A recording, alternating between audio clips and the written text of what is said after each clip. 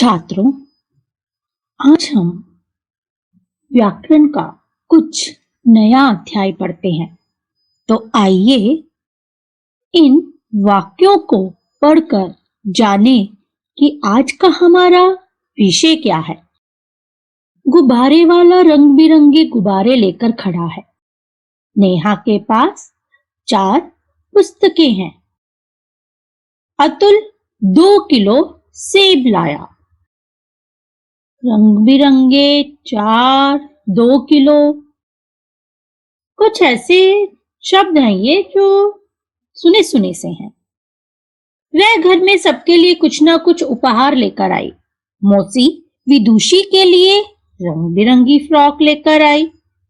सुंदर गुड़िया, बहुत सी चॉकलेट व प्रखर के लिए कुछ किताबें, 1 दर्जन स्केच पेन और ऑटोमेटिक घड़ी लाई। अगर गौर करें तो जहां ये रेखांकित शब्द हैं, ये कुछ अलग ही प्रतीत हो रहे हैं। तो इनसे जानते हैं हम आज का विषय।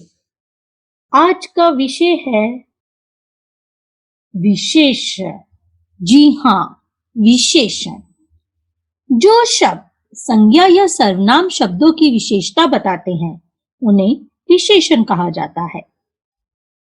जैसा कि हमने यहाँ पढ़ा, रंग बिरंगे यानी कि गुब्बारे की विशेषता बताई गई। 4 पुस्तकें, पुस्तकों की विशेषता बताई गई। ये वही शब्द हैं जो संज्ञा या सर्वनाम शब्दों की विशेषता बताते हैं। विशेष्य। जिन संज्ञा और सर्वनाम शब्दों की विशेषता बताई जाती है, वे विशेष्य होते हैं। जैसे गुब्बारे वाला रंग बिरंगे गुब्बारे लेकर खड़ा है, तो ये हुआ विशेष्य। नेहा के पास 4 पुस्तकें हैं। 4 विशेषण हुआ और पुस्तकें विशेष्य, यानी कि यहाँ पर पुस्तकों की विशेषता बताई जा रही है, इसलिए ये पुस्तकें विशेष्य कहलाई जाएंगी। अतुल 2 किलो सेब लाया। यहाँ सेब विशेष्य हुआ क्योंकि इसकी विशेषता बताई वो 2 किलो है।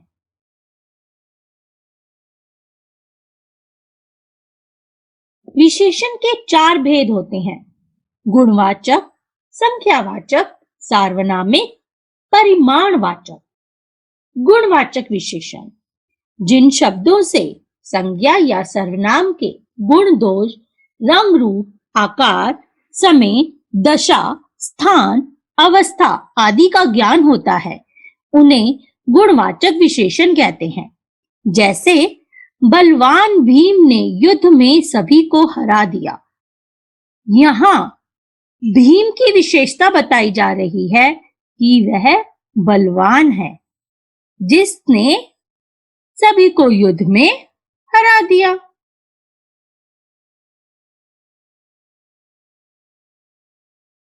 संख्यावाचक जो विशेषण शब्द किसी संज्ञा या सर्वनाम संख्या की विशेषता, संख्या संबंधी विशेषता बताते हैं, उन्हें संख्यावाचक विशेषण कहते हैं। 4 कलम, 2 सेब, कुछ कपड़े। संख्यावाचक विशेषण के 2 भेद होते हैं: निश्चित संख्यावाचक, अनिश्चित संख्यावाचक। निश्चित संख्यावाचक जहां हमें संख्या की निश्चितता का बोध होता है, उसे निश्चित संख्यावाचक विशेषण कहते हैं। जैसे मेरे पास 4 कलम है। हमारे विद्यालय में 3000 विद्यार्थी हैं। यहाँ कलम और विद्यार्थियों की निश्चित संख्या बताई जा रही है, इसीलिए ये निश्चितवाचक संख्या विशेषण है। अनिश्चित जहां हमें विशेषण शब्दों की निश्चित संख्या का पता ना चले, उन्हें हम अनिश्चित संख्यावाचक विशेषण कहते हैं। जैसे बाजार में अनेक दुकानें थीं, फूल वाला बहुत देर से फूल लेकर खड़ा है। यहाँ हमें फूलों की संख्या के बारे में ही नहीं पता और ना ही दुकानों की संख्या के बारे में पता है, इसलिए ये अनिश्चितता का बोध कराती है। परिमाणवाचक, जो विशेषण शब्द संख्या या सर्वनाम की मात्रा संबंधी विशेषता बताते हैं, जैसे गिलास में थोड़ा पानी है, मामा जी 2 किलो पेठा लाए। ये भी दो प्रकार के होते हैं, निश्चित व अनिश्चित।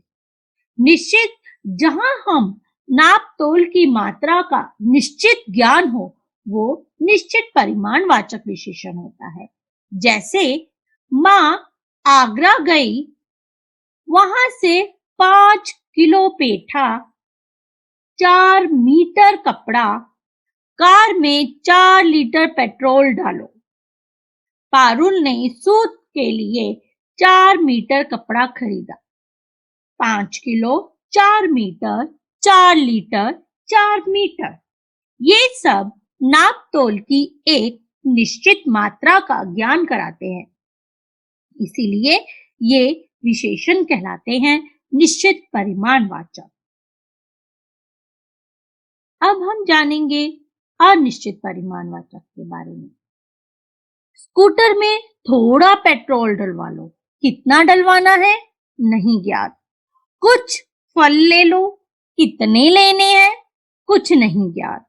यहाँ भी मात्रा की निश्चितता का अगर पता ना हो या उनका बोध ना कराया जाए तो उसे अनिश्चित परिमाणवाचक विशेषण कहते हैं। छात्रों, एक बात जरूर आपके मन में आई होगी कि संख्यावाचक और परिमाणवाचक दोनों में ही तो गिनती है, तो उसका डिफरेंस या उसका अंतर कैसे नापेंगे? संख्यावाचक में हम सदा संख्या का प्रयोग उन संज्ञा या सर्वनाम के साथ करते हैं जिनको हम गिन सकते हैं, और परिमाणवाचक में हम संख्या अधिक होने पर उसे नाप तोल से गिन सकते हैं। जैसे गेहूं, गेहूं से पहले हम संख्यावाचक विशेषण नहीं लगा सकते, क्योंकि गेहूं इतनी सारी है कि हम उसका एक एक दाना नहीं गिन सकते, परंतु उसे निश्चित परिमाणवाचक विशेषण के साथ जरूर जोड़ सकते हैं, क्योंकि जब हम गेहूं की मापतोल की मात्रा का ज्ञान करेंगे तो हम 1 किलो या 2 किलो में नाप सकते हैं। यही अंतर है बस संख्यावाचक और परिमाणवाचक में। संख्या में हम उन वस्तुओं का प्रयोग करते हैं जिन्हें हम गिन सकते हैं, और परिमाण में हम उन संख्या का प्रयोग करते हैं जिसे हम ना गिन पाने की वजह से, परंतु हम उनका नाप तोल ज्ञात कर सकते हैं सही मात्रा में। सार्वनामिक विशेषण, सार्वनामिक विशेषण इन्हें संकेतवाचक विशेषण भी कहा जाता है। वे विशेषण जो किसी की ओर संकेत करें या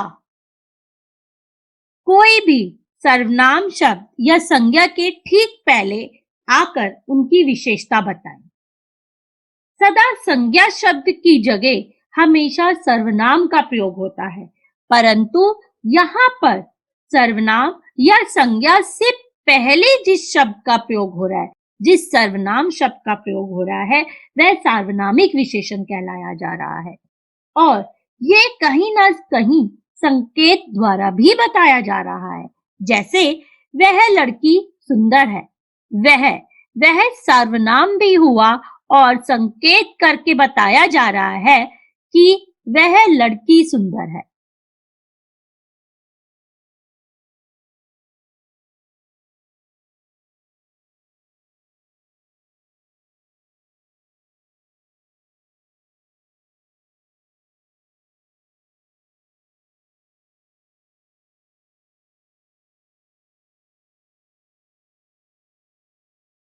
इस कार में पेट्रोल नहीं है।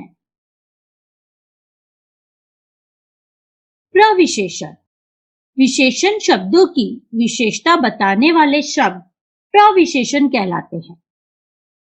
यानी कि जो विशेषण के भी विशेषता बताते हैं।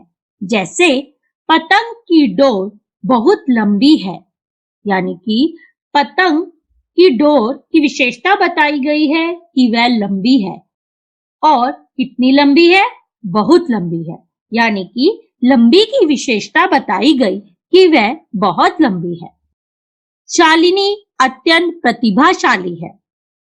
प्रतिभाशाली शालिनी की विशेषता हुई और प्रतिभाशाली की विशेषता हुई अत्यंत। अर्थात जब हम किसी की विशेषता बताते हैं और हमें उस विशेषता को और अच्छा विशेषता बतानी होती है तो हम विशेषण शब्दों के आगे भी विशेषण लगाते हैं, इसलिए वे प्रविशेषण कहलाते हैं। सर्वनाम और सार्वनामिक विशेषण में अंतर। वह पढ़ रहा है, वह छात्र पढ़ा रहा है। यहाँ वह अपने आप पढ़ रहा है और यहाँ वह किसी को पढ़ा रहा है, यानी कि संकेत दिया जा रहा है। यह मीठा है, यह खरबूजा मीठा है। यही वो वाक्य हैं जो सर्वनाम और सार्वनामिक विशेषण में अंतर बताते हैं। एक प्रत्यय, समाज, सामाजिक, दिन, दैनिक, कल्पना, काल्पनिक। संज्ञा शब्दों से विशेषण की रचना, जिसमें हम एक, इया, आ, ई, इत, ईला इनको जोड़कर बनाते हैं। धन्यवाद। उम्मीद है आपको ये अध्याय अच्छा लगा होगा।